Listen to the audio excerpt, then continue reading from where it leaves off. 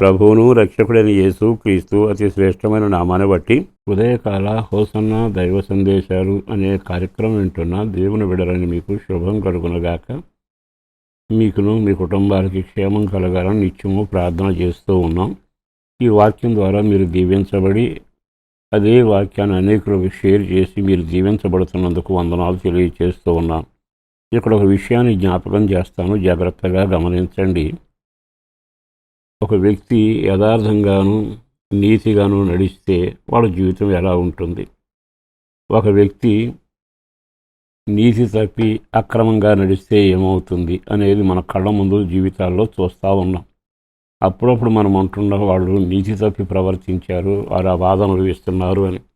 కనుక ఈ వాక్యం, ఈ మాటలు తెలిసాక మనం నడిచే విధానంలో మన జీవితం దీవెనకరంగా ఉండాలి అనుకుంటే ఒక సరియైన నిర్ణయం మనం చేస్తే అది మనకును, మన కుటుంబానికి, మన పిల్లలకు కూడా దీవెనకరంగా ఉంటుంది.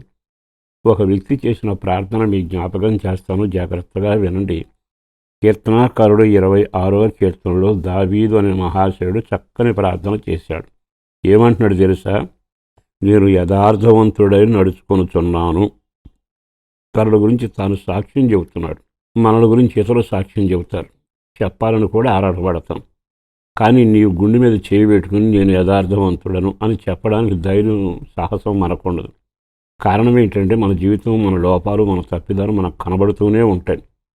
భీకరంగా అరిసిన లోపల మనస్సాక్షి ఘోషిస్తుంది, నువ్వు ఎక్కడ యథార్థవంతుడిగా ఉన్నావు అంటూ.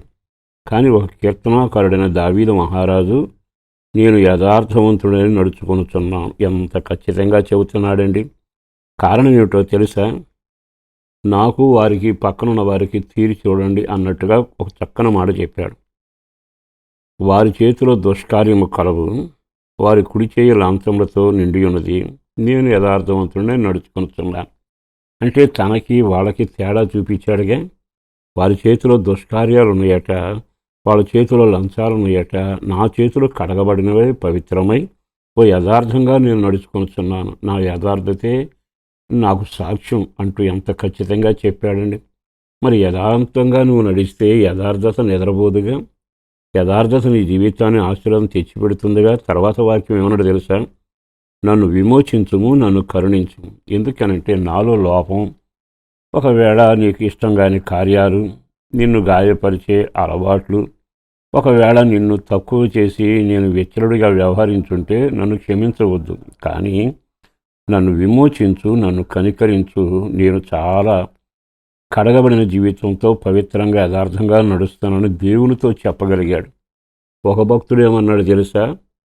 సాతాను నా మీద ఎన్ని ఫిర్యాదులు చేసినా నేను దేవుని దగ్గరికి వెళతాను, ఫిర్యాదులు బుధాన వేసుకొని నా దేవుని ఎదుట నా నిర్దోషత్వాన్ని, యథార్థతను కనపరుస్తాను అన్నాడు యోబు. ఆహా, ఎంత చక్కగా ఉన్నాయి వీళ్ళిద్దరు మాటలు. ఎప్పుడైతే యథార్థత ఉంటుందో ధైర్యం ఉంటుంది. ఎప్పుడైతే యథార్థత ఉంటో దేవుని ముఖం కన్నులెత్తి సూటిగా చూడగలుగుతాం. అలాంటి జీవితం మనకు వచ్చిన రోజున మన మనుగడ ఎంత దీవెనకరంగా ఉంటుంది.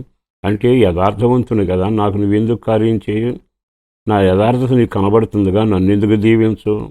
మరి ఇంతకాలం భక్తి చేసి పరుగులు తీసి ఇన్ని చేసినా మనం అంత ధైర్యంగా మాట్లాడలేకపోవడానికి, ప్రభువుని దగ్గర చెప్పలేకపోవడానికి కారణం అంతరంగంలో దాచబడిన, గుచ్చబడిన పాపాలు కొన్ని ఉన్నాయి.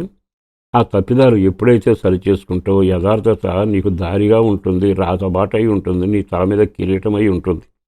వెంటనే ఆయన అన్న మాట ఏమిటి తెలుసా? సమభూమిలో నా పాదంలో నిలిపి ఉన్నావు. నేను యథార్థంగా ఉంటే నాకు చేసిన మేలేమిటో తెలుసా? సమభూమిలో నేను చాలా నెమ్మదిగా నడుస్తున్నాను. అంటే సమభూమిలో పాదం మోపితే ఎదురు దెబ్బలు ఉండవుగా, తోలడం, వనగడం, వెనక్కిపోవటం, ముందుకు పట్టడం ఏమి ఉండవుగా. అంటే తన జీవితంలో తన యథార్థత తన యొక్క మార్గాన్ని రాతబాటగా మార్చాను అనే సంగతి వింటున్నాగా. ఈ మాట విన్నాక నీవు సమభూమిలో నడుస్తున్నావా?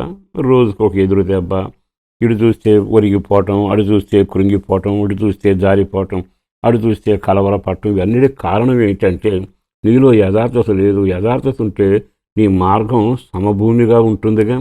ఎన్నిసార్లు ఈ వాక్యం విన్నాం, అయినా ఎందుకో పరిశుద్ధాత్మ దేవుడు మరలా మాట్లాడుతుండగా ఈ రోజు నుంచి మీరైనా మీ జీవితాలను సరిచేసుకుంటే మీ ఉద్యోగ, వ్యాపార, వ్యవసాయ, కుటుంబ జీవితం సమభూమిగా నీవు నెమ్మదిగా క్షేమంగా నడిచిపోయే రోజులు నీకు వస్తాయిగా. అట్టి కృప కలుగునట్లు యథార్థవంతుడిగా జీవిస్తే నీకు మేలు జరగబోతుంది.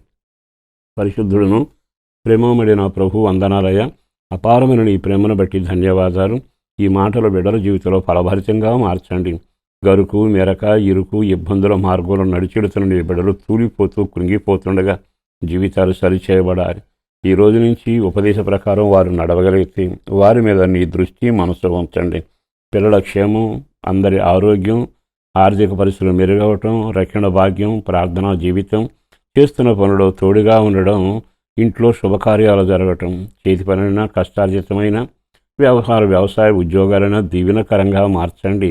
మరింత కృపలో యథార్థంగా నడిచి దీవెనలకు వారసులుగా మార్చుమని యేసయ్య శక్తి కలిగిన నామాన ప్రార్థించి వేడుచున్నాం తండ్రి. ఆమేన్.